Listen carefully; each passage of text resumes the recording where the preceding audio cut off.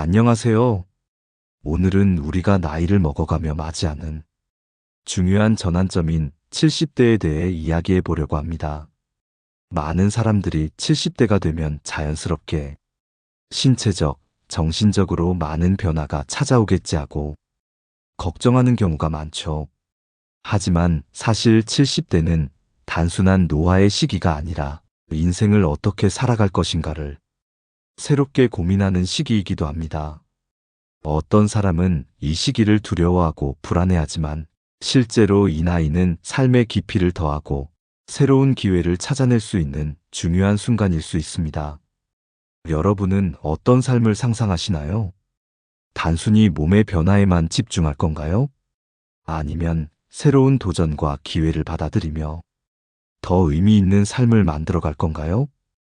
우리가 나이를 먹어가면서 자연스럽게 겪게 되는 변화들, 그리고 그 변화에 어떻게 적응하고 준비할지 결정해야 합니다. 70대의 생활 습관이 앞으로 20년에서 30년의 삶의 질을 결정한다고 합니다. 믿기 힘드시겠죠? 하지만 이게 사실입니다. 지금부터 소개해 드릴 내용은 노인 정신의학 전문의 와다 히데키의 책 70세가 노화의 갈림길입니다. 그는 노화는 피할 수 없는 것이 아니라 우리가 어떻게 받아들이고 준비하느냐에 따라 달라진다는 철학을 바탕으로 나이가 들면서도 활기차고 건강하게 살 수 있는 방법을 제시합니다. 전 세계적으로도 노화 연구 및 예방의학 분야에서 큰 영향을 끼친 인물 와다 히데키가 말하는 70대가 되면 누구나 겪게 되는 현실과 노화 속도를 늦추는 건강관리 비법. 바로 시작하겠습니다. 70세가 되면 누구나 겪는 현실 7가지. 첫 번째, 고기를 먹지 않는 습관이 노화를 재촉한다. 노화는 의욕이 떨어지면서 가속화된다. 어떤 일에도 관심을 갖지 않고 몸을 움직이는 것이 귀찮다. 이런 의욕의 저하를 막지 않으면 일상생활의 활동량은 자꾸 떨어져 운동 기능도, 뇌 기능도 단번에 늙어간다. 그래서 70대가 되어도 이전 연령대처럼 의욕을 되도록 유지하는 것이 건강을 유지하는 첩경이다. 그러면 구체적으로 어떠한 일을 하면 좋은가? 우선 의욕의 저하를 막는 의미에서 권하고 싶은 것은 고기를 먹는다는 것이다. 고령이 되면 육류를 삼가고 야채 중심의 식사가 몸에 좋다고 생각하는 사람도 많지만 이는 잘못된 사실이다. 실제로 현역 시절에 비해 꽤 간편한 식사를 즐겨하는 사람도 많다. 그런 사정 때문인지 70세 이상의 5명 중 1명이 단백질 부족이라고 한다. 동양인의 식생활도 서구화되고 있다지만 그래도 하루 80g 정도밖에 고기를 먹지 않는다. 미국인은 300g 정도 섭취한다. 미국인만큼 먹을 순 없지만 아직 동양인에게는 고기가 부족하다. 그리고 이런 경향은 고령자일수록 강하게 나타난다. 나이가 들고 의욕 수준이 저하되는 이유에는 여러 가지가 있지만 그 중 하나가 뇌신경 전달 물질인 세로토닌의 감소이다. 세로토닌은 일명 행복 물질이라고 한다. 사람에게 행복감을 가져다 주는 물질이다. 무심코 행복하다고 느낄 때가 있다. 그런 감정을 불러일으키는 물질이다.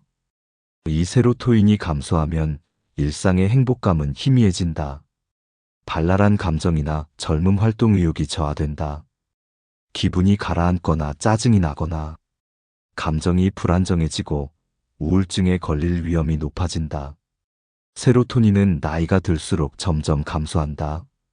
이 때문에 나이가 들수록 의욕도 떨어지고 우울증에 걸리는 사람도 늘어나는 이치다. 그러나 세로토닌의 감소는 고령이 되어도 생활 습관을 바꾸면 개선할 수 있다. 그중 가장 손쉽고 좋은 방법은 육류 섭취이다. 세로토닌의 재료가 되는 것이 트립토판이라는 아미노산인데 가장 많이 함유되어 있는 식품이 고기다.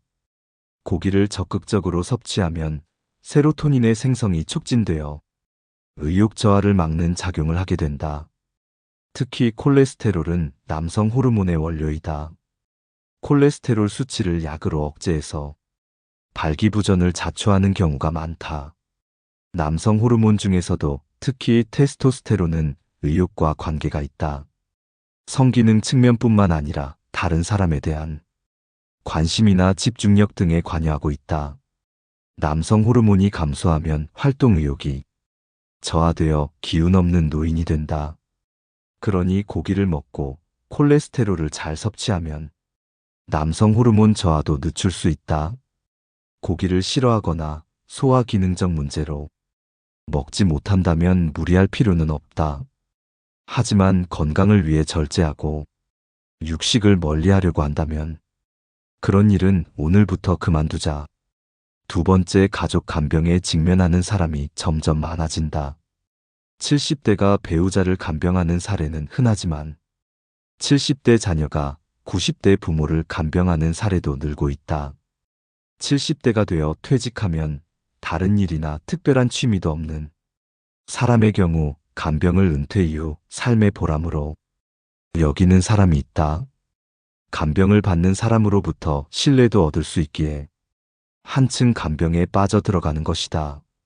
그러나 이 같은 간병에 관여하는 방식은 자신의 말년을 망쳐버릴 가능성이 높다. 간병 받는 사람 입장에서도 자신을 돌보는 가족이 불행해지는 것을 바라지는 않을 것이다. 그렇다면 왜 간병에 빠지면 그 사람의 말년이 망가져 버리는가? 간병에 투입하는 시간은 3년 지속될지 5년 지속될지 아니면 10년 지속될지 끝을 모르는 경우가 대부분이다. 자신의 시간을 온전히 병수발에 쏟다 보면 지금까지의 친구들과 거리가 멀어지고 취미도 만들 수 없으며 오락 시간도 전혀 만들 수 없게 된다. 그런 생활이 계속되면 당연히 정신적 압박이 될 것이며 멘탈을 해칠 수도 있다. 70대는 체력적으로도 젊었을 적보다 떨어지기 때문에 간병에 빠져들면 빠져들수록 신체를 망가뜨릴 위험 또한 높아진다. 그리고 간병을 삶의 보람으로 해서는 안 되는 가장 큰 이유는 병수발을 받는 가족이 사망한 이후 간병인이 단번에 쇠약해져 버린다는 점이다. 지금까지 간병을 주업으로 하는 것 이외에 아무것도 하지 않던 사람이 70대에서 80대의 간병이 끝나 시간이 생겨 무언가를 시작하려고 해도 그것은 꽤 어려운 일이다. 결국 가족을 떠나보낸 이후 아무것도 하지 않고 매일 지내게 되면 간병 폐인처럼 되어 늙어버리는 사례를 자주 본다. 그렇게 되지 않기 위해서라도 70대 전후의 사람이 가족의 간호에 직면하면 간병보험 제도를 활용할 필요가 있다. 경우에 따라서는 요양원 등 시설에 입소시키고 보는 게 좋다. 그런 결정을 해도 죄의식을 느낄 필요는 없다. 병수발을 하는 사람 받는 사람 모두 서로를 위하는 길이기 때문이다. 그러나 우리는 아직 가부장 내지 봉건적인 관행이 남아있어 가족 간호는 가족이 함께하는 것을 미덕으로 여기곤 한다. 이러한 풍조 아래에서는 병을 시중하는 가족 단위 간병인들을 막다른 골목으로 몰아넣는 현상이 있다. 조속히 이런 사고방식에서 벗어나지 않는다면 향후 초고령 사회는 극복할 수 없는 지경에 이를 수 있다. 간병을 삶의 보람으로 여기지 않는 것은 70대 사람이 향후 80대에 90대에 이르러서도 건강하게 살아가는데 매우 중요한 포인트라고 생각한다. 세 번째, 70대는 늙음과 싸울 수 있는 마지막 기회이다. 기나긴 세월 동안 노인의 기간을 건강하게 보내기 위해서는 우선 뇌의 기능을 어떻게 80대 이후에도 유지할지 중요하다. 아울러 70대 때에 가지고 있는 운동 기능을 얼마나 오래 가져가야 하는지 여부도 중요해진다. 관건은 70대의 생활 방식이다. 70대 초반까지는 치매에 걸리거나 환자가 된 사람은 10%도 채 안 된다. 다치거나 큰 병을 앓거나 하지 않으면 중장년 시절처럼 활기찬 생활을 영위할 수 있다. 이 인생 종반의 활동기를 의도적으로 노력하며 보낸다면 신체도 뇌도 젊음을 유지할 수 있고 간병을 받는 환자가 되는 시기를 늦출 수 있다. 건강한 80대로 연착륙하기 위해서는 70대가 매우 중요한 시기이다. 단지 독자 여러분이 알아주셨으면 하는 게 있다. 필자는 평생 늙어가는 것에 저항하거나 싸우는 것을 추천하지 않는다는 점이다. 확실히 현재 노화방지 의료의 진보는 눈부시다. 전체 양상을 보아도 70대 무렵까지는 현역 때와 비교해 그다지 변화없는 생활을 유지할 수 있다. 그러나 이는 80대 정도까지 상황이다. 80대를 넘기면 대부분 다 늙어간다. 늙음을 완전히 멈출 수는 없는 일이다. 인생 100세 시대가 코앞으로 다가온 우리는 이제 늙음을 두 시기로 구분할 필요가 있다. 70대 때 늙음과 싸우는 시기와 80대 이후에 늙음을 받아들이는 시기. 두 가지이다. 아무리 발버둥 쳐도 늙음을 받아들여야 하는 시기가 80대 이후 반드시 찾아온다. 그런데도 언제까지나 젊음을 유지하기 위해 늙어가는 것을 막으려고 한다면 결국 좌절감만 찾아오지 않을까. 마지막으로 늙음은 기피할 수가 없다. 80대가 되고 85세를 넘었을 무렵에는 누군가의 손을 빌려야 하는 일도 많아진다. 그때야말로 있는 그대로 자신의 늙은 모습을 받아들여야 한다. 그렇지 않으면 이후 15에서 20년 정도 연장된 늙은 기간을 살아가는 것은 매우 괴로운 일이 되어버린다. 육신의 수명이 100세 근처까지 늘어나면 일반적으로 병석에 누운 채 노쇠에 사망하는 경우가 대부분이다. 누구나 높은 확률로 그런 말년을 맞이하기 때문에 늙음을 기이하며 살아가는 것이 더 부자연스럽다. 80세를 넘어서 늙은 자신의 모습을 보고 실망하거나 늙음을 혐오할 필요는 없다. 오히려 큰 병으로 목숨을 잃는 일도 없고 사고를 당하는 일도 없이 천수를 다하고 있기 때문에 늙음에 직면할 수 있다고 생각하는 것이 좋다. 80세가 넘으면 늙어간다는 자연의 흐름을 받아들이는 시기다. 한편으로 70대는 사람들이 보다 건강해지고 한창 늙음과 싸우는 시기라고 할 수 있다. 70대의 건강한 상태를 유지하려고 노력하는 것은 효과도 있고 의미가 있다. 늙음을 받아들이는 방법은 사람마다 다르다.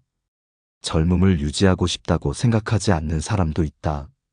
있는 그대로 자연스럽게 늙어가는 것이 제일 낫다고 생각하는 사람도 물론 있을 것이다.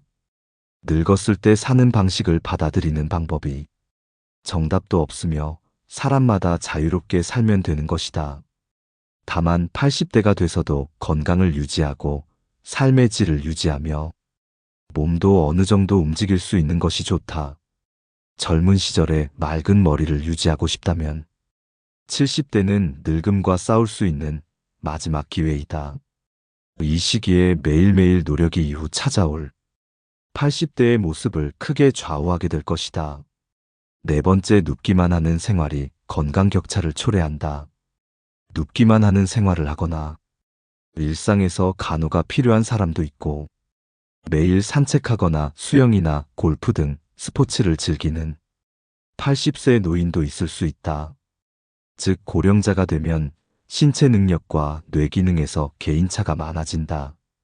이렇게 건강 격차가 생기는 것은 향후 펼쳐질 사회의 특징이 될 것이다. 젊은 사람이라면 10일 정도 질병으로 병실에 누웠다고 해도 퇴원 후 즉시 평상생활로 돌아갈 수 있다. 하지만 고령자가 되면 그렇게 할 수 없다. 10일 동안이나 몸져 누워버리면 운동 기능은 단번에 약해진다. 뇌 기능도 계속 침대 안에만 있으면 급속히 쇠약해진다. 그만큼 고령자에게는 뇌 기능, 운동 기능을 유지하기 위해 계속 사용한다는 것이 중요하다. 개개의 능력 차이가 커져가는 초장수 사회에서는 신체와 뇌를 유지하기 위한 노력을 했는지 안 했는지에 따라 훗날 큰 차이로 나타난다. 계속 사용하려는 의식이나 마음가짐이 누구에게나 더욱 중요하다고 말할 수 있다. 지금의 70대는 예전보다 더 젊어졌다 해도 이 연령대만의 독특한 위험도 다수 안고 있다. 특히 의욕 저하나 의욕 상실이 두드러진다. 예를 들어 40대, 50대의 사람이 아무것도 하지 않고 빈둥빈둥 생활했다고 해도 하반신이나 뇌 기능이 쇠약해지는 일은 거의 없다.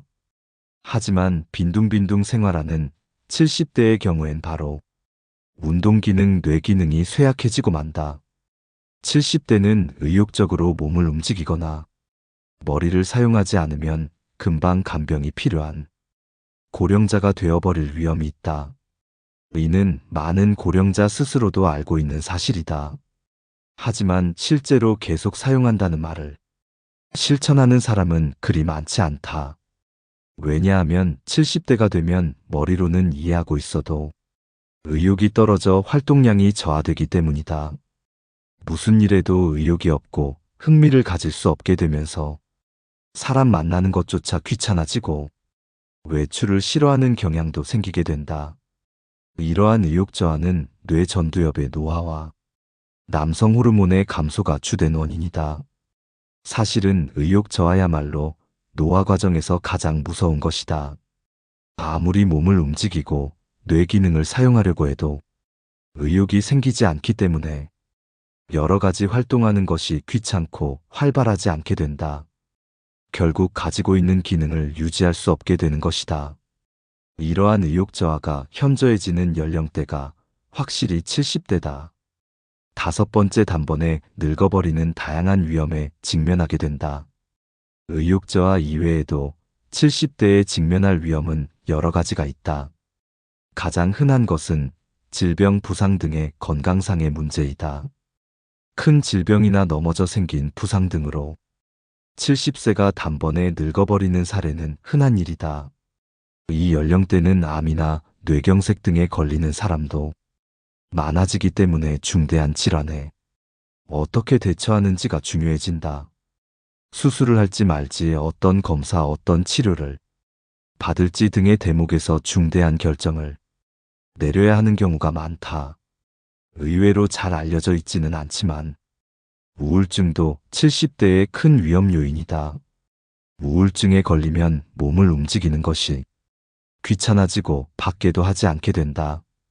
예를 들면 예전에 자주 참가했던 취미 모임이나 아는 사람들이 모이는 고령자의 쉼터 등에 가자고 아무리 권유해도 잘 가지 않게 된다. 식욕도 확실히 떨어지기 때문에 자신도 모르게 살도 빠진다. 그것도 지방이 없어지는 것이 아니라 근육이 없어지기 때문에 우울증에 걸리면 단번에 늙어버린다. 장수화에 따라 지금까지 60대에 맞이했던 인생의 고비를 70대에 맞는 경우도 많아질 것이다. 인생의 고비를 어떻게 극복해 나가는가 여부는 70대를 어떻게 보내는지에 따라 판가름 날 수도 있다. 여섯 번째, 70대가 되면 의사의 말을 액면 그대로 믿어서는 안 된다. 의사의 지시대로 잘 따른다면 건강 장수할 수 있다는 생각은 이제 버리는 편이 좋다. 70대가 되면 의사의 발언에 대해 조심해야 할 포인트가 하나 있다. 의사는 장수 전문가가 아니다. 자신의 전공인 한장기에 스페셜리스트 지나지 않는다는 점이다. 호흡기 내과 의사는 호흡기 건강을 위해, 소화기 내과 의사는 소화기 건강을 위해 환자를 진찰하고 있는 것에 불과하다. 의사가 몸에 좋고 나쁘다고 말하는 것은 자신이 전문으로 하는 장기에 있어서 좋은지 나쁜지를 말하는 것뿐이다. 즉 장수를 위한 전문적인 의사는 없다. 인간의 몸 전체를 보고 어떻게 하는 것이 몸에 좋고 어떻게 하면 몸에 나쁜지 말해주는 의사는 거의 없다는 말이다. 40대, 50대에 심근경색이 되어 돌연사하고 싶지 않다면 이러한 스페셜리스트 의사에게 진찰을 받는 것도 의미가 있을 것이다. 순환기 내과 의사에게 진찰을 받는다면 심각한 심장질환을 예방할 가능성은 있다.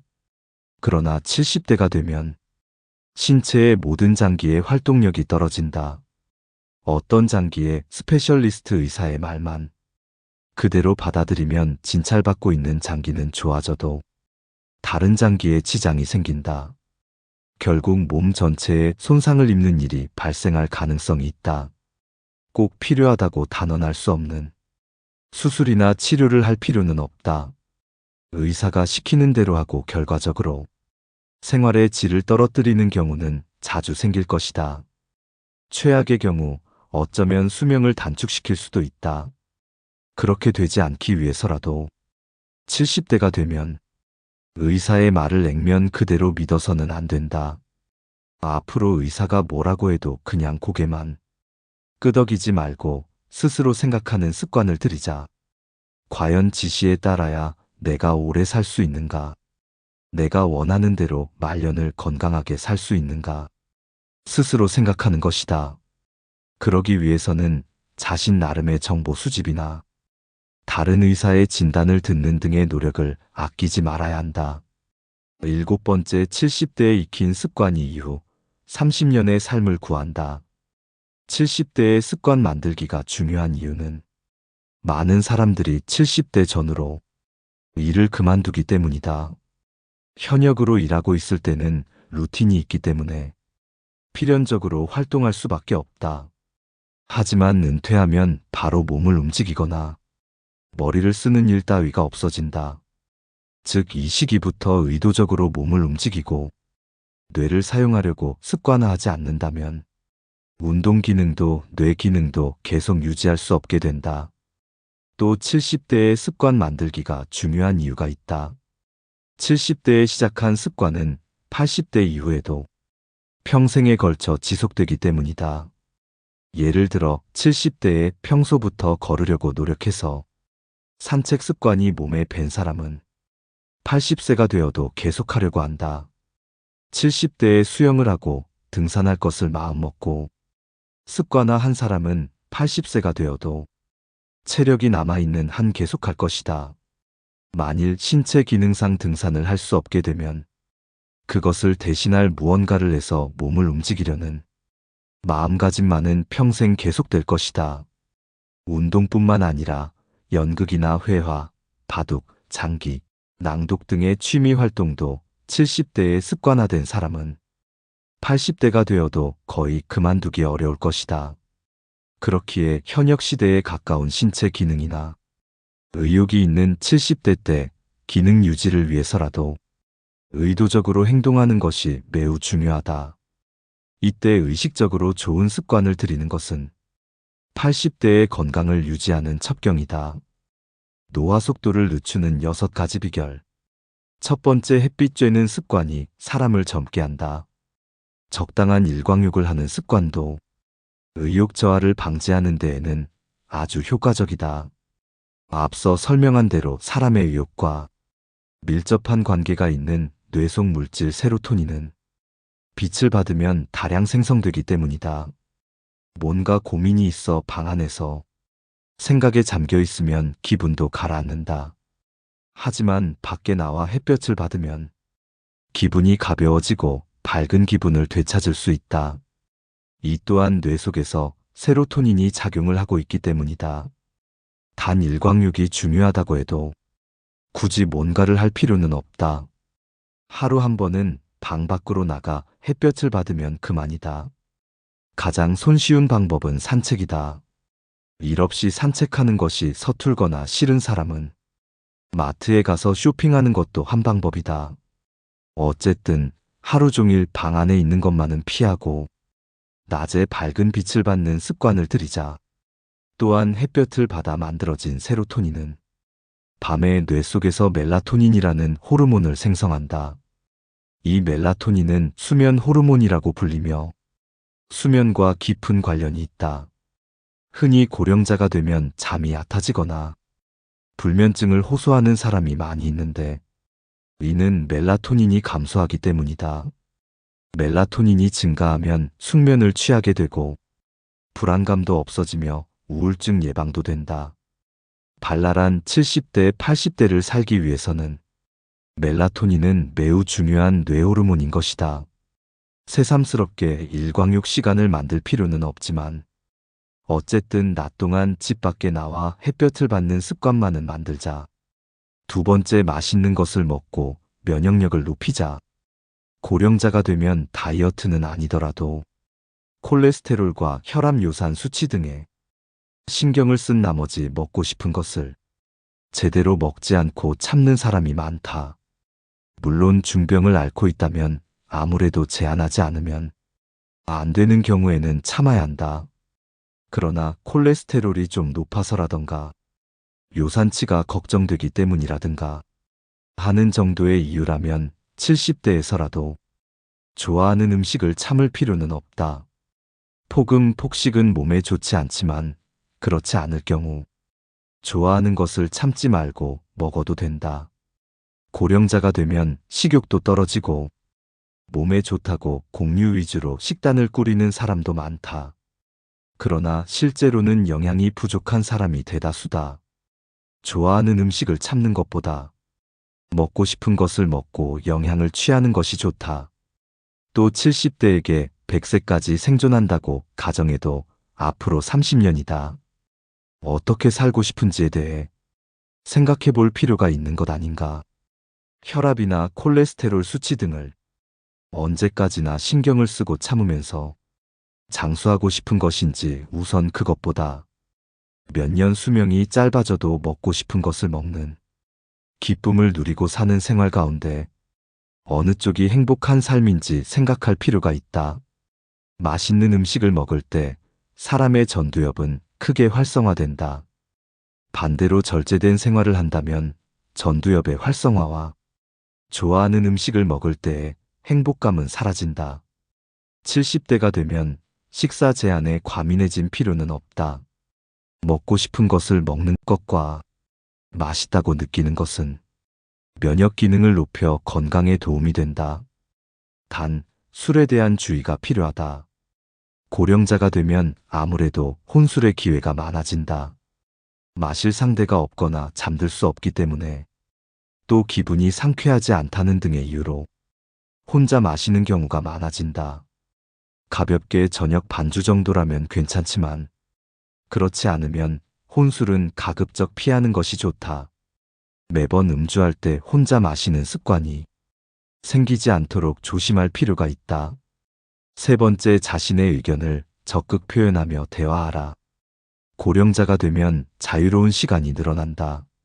하지만 이런 시간을 이용해 지금까지 배우고 싶었던 어학이나 역사 등의 독학을 시작하는 사람도 있다.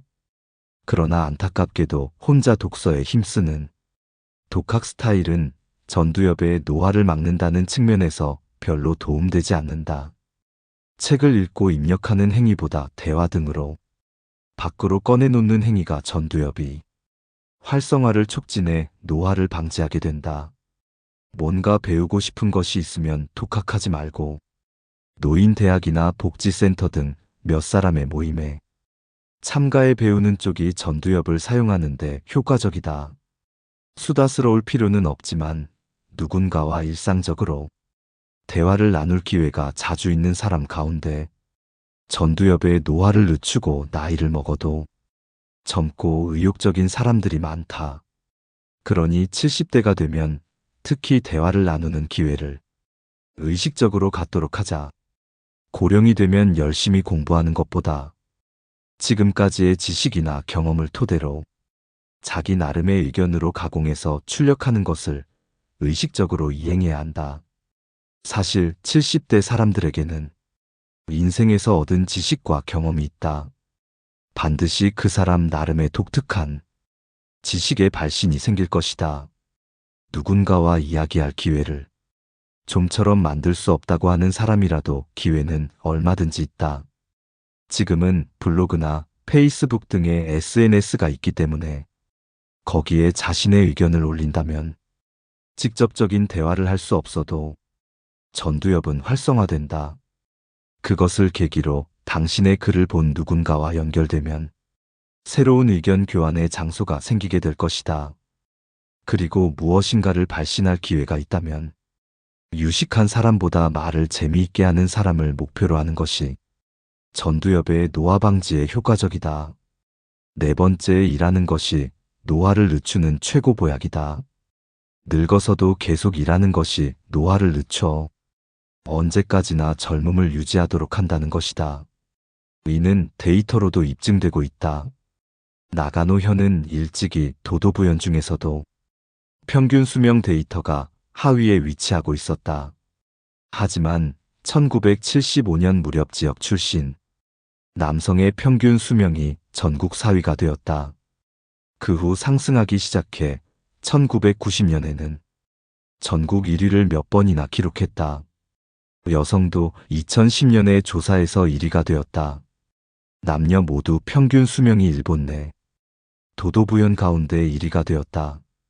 후생 노동성이 최근 발표한 2015년 조사 결과에서 남성이 81.75세로 전국 2위, 여성이 87.67세로 전국 1위에 랭크됐다. 이 정도에 이르자 왜 나가노현이 장수하는 현인지에 대해 추측이 나왔다. 나가노현에서 메뚜기나 벌집 등의 곤충을 먹는 습관이 있기 때문이라든가 지역이 많아 산길을 잘 걷고 하반신이 단련되어 있기 때문이라는 등의 이유가 제기된 적 있다. 그러나 최근에는 곤충을 먹는 일도 줄고 자동차의 보급이 진행되어 산길을 걷는 일도 적어지고 있다. 이런 가설들은 그다지 설득력이 있어 보이지 않는다. 장수 마을의 이유는 이라는 데 있다. 필자가 생각할 때 진짜 이유는 이것이다. 나가노현 고령자의 취업률에 있는 게 아닌가 생각한다. 나가노현은 지금까지 고령자 취업률에서 도도부현 중 1위를 몇 번이나 기록했다. 총무성 통계국이 발표한 최신 데이터인 2017년 10월 1일 기준 나가노현이 남성이 41.6% 전국 1위에 랭크됐다. 여성도 21.6% 1위에 자리했다. 남성에게 있어서 이 같은 높은 취업률은 높은 평균 수명에 반영되고 있다고 생각한다. 집에 틀어박혀 있지 않고 일하는 것이 운동기능 뇌기능의 노화를 지연시켜 고령자의 수명을 연장하고 있다고 생각한다. 이는 오키나와의 평균 수명 및 취업률의 관계에서도 알 수 있다. 오키나와는 장수하는 현이라는 이미지가 있다. 실제로는 그렇지 않다. 여성은 장수하지만 남성 평균 수명은 전체 도도부연 중 30위 아래에 있다. 전국 평균을 밑돌고 있는 것이다. 반면 여성은 전국 7위로 비교적 높은 위치에 있다. 왜 오키나와의 남성과 여성은 거의 같은 유전자를 갖고 동일한 기후 풍토에서 생활하고 있음에도 이 정도로 평균 수명이 다른가? 그 이유도 취업률에 숨겨져 있는 게 아닌가 필자는 생각해 본다. 계속 일에 종사하는 것이 나이가 들어도 활동량을 떨어뜨리지 않는 가장 쉬운 방법이다. 그것이 신체나 뇌 노화를 늦추는 것에 좋은 영향을 미쳐 건강한 70대, 80대로 지내는 것을 가능하게 해준다는 점이다. 다만 나이를 먹고 난 후 일하는 방식은 젊었을 때와는 달리 바꿀 필요가 있다. 돈이나 효율만을 추구하는 근로 방식에서 자신의 경험이나 지식을 살려 누군가를 도와 사회에 도움된다는 사실에 가치를 둔다면 좋을 것이라 생각한다.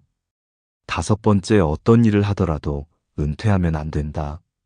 70대의 생활 방식은 참으로 중요하다.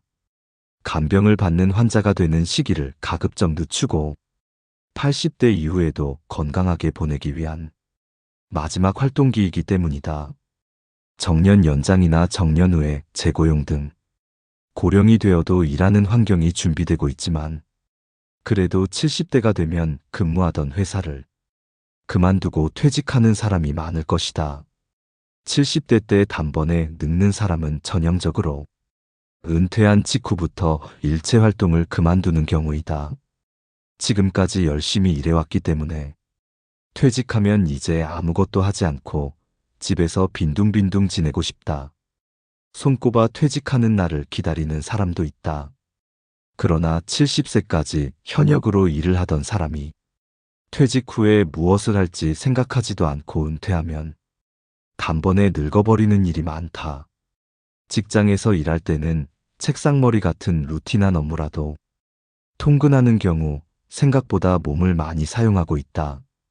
그런데 퇴직하고 나서 집에만 틀어박혀 있는 70대라면 약 1개월 정도 지나면 운동 기능 가운데 상당 부분이 저하되기 쉽다.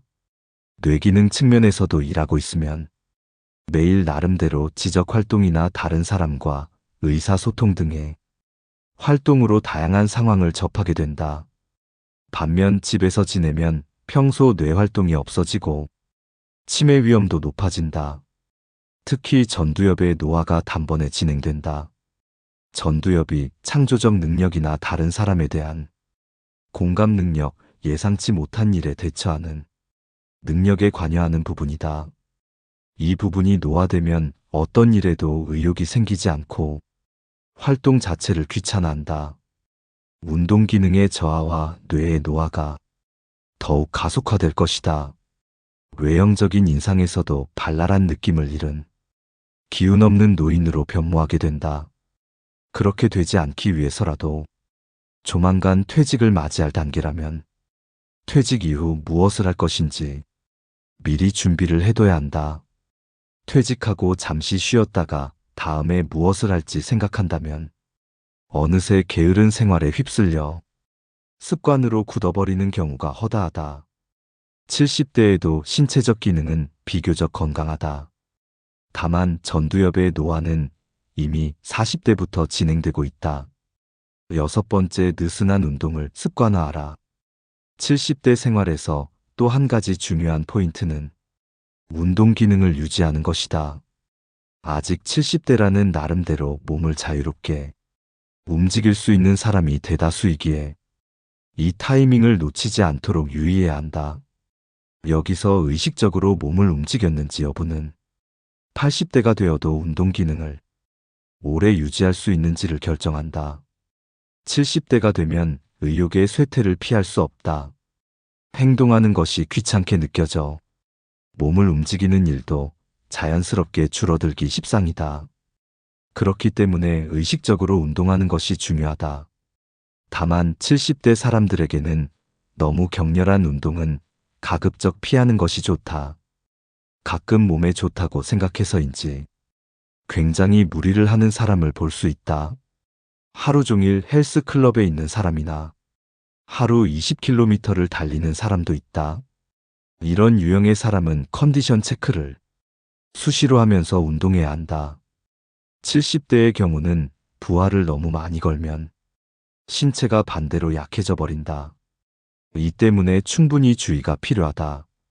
또한 격렬한 운동은 신체를 산화시켜 노화를 빠르게 진행시킨다. 사실은 느슨한 운동을 하는 것이 효과적이다. 70대의 사람이 일상적으로 몸을 움직인다고 하면 산책이 최적이라 할 수 있다.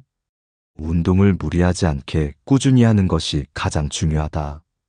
산책의 경우라면 손쉽게 자신의 페이스로 계속해서 할 수 있는 것이다. 일상 속에서 운동 기능을 유지하는 것에는 이로운 것들이 많다. 예를 들어 외출을 했을 때 지하철역이나 상업시설 등에서 무심코 계단을 피하고 엘리베이터나 에스컬레이터를 찾거나 하고 있지 않는가.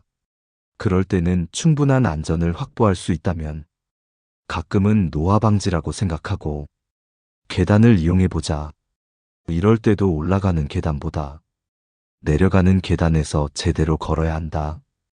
공공기관 등에서는 에스컬레이터가 하나밖에 없는 곳이 아직 많다. 상행 에스컬레이터밖에 설치되어 있지 않은 곳이 그런 곳이다. 본래 고령자에게 있어서 오르막 계단은 시간이 걸려도 의외로 오를 수 있는 것이다. 반대로 내려가는 쪽에 근력이 약해지게 되면 무서워서 걸을 수 없게 된다. 나이를 먹어도 약해지는 근육과 약해지지 않는 근육이 있다. 계단을 오르내릴 때는 내려올 때 근육 쪽이 먼저 약해진다. 그래서 언제까지나 자신의 발로 걷는 것을 목표로 한다면 계단에서 내려가는 것을 연습하는 것이 효과적이다. 발밑을 보고 있으면 잘 알 수 있는데 계단을 성큼성큼 내려갈 수 있다는 것은 아직 다리가 젊다는 것이다.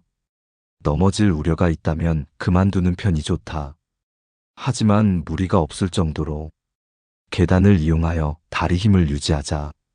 산책 이외에도 최근에는 물속에서 걷기를 하고 있는 사람도 자주 본다. 이것도 몸에 부하를 주지 않는 좋은 운동이다. 지금까지 와다 히데키 박사의 70세가 노화의 갈림길을 함께 살펴봤습니다. 70대, 우리 인생의 황금기라고 해도 과언이 아닙니다.